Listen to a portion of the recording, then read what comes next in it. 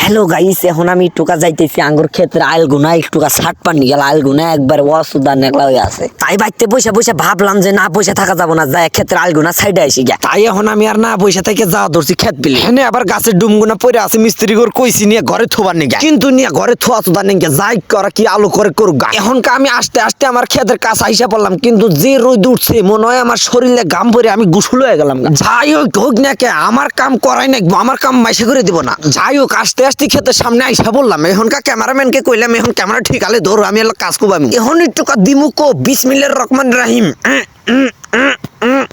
কোদাল দুধ পাইতেছি না। দেখেন সে গাইস ক্ষেতের আল কোনোদিন মাইসে কো ভাই গাইমে গুমে কি হয়ে গেলাম গা। কপালের পানি বুক দিয়ে বাইসে গেল গা। যাই হোক না কে গাইস আল তো আমারই কুবার নাকবো, তাই আমি কুবাম গপ্প করার মাধ্যমে এখন কাম করা মারা সুদাই।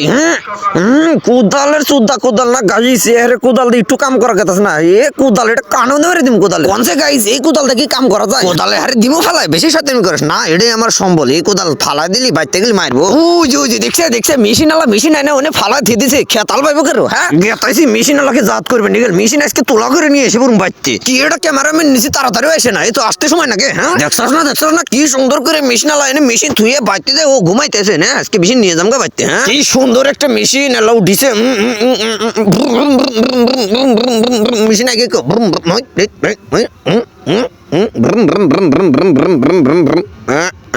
মেশিনটা তো চলে না, সামনে যাই দেখি কি করা যায়।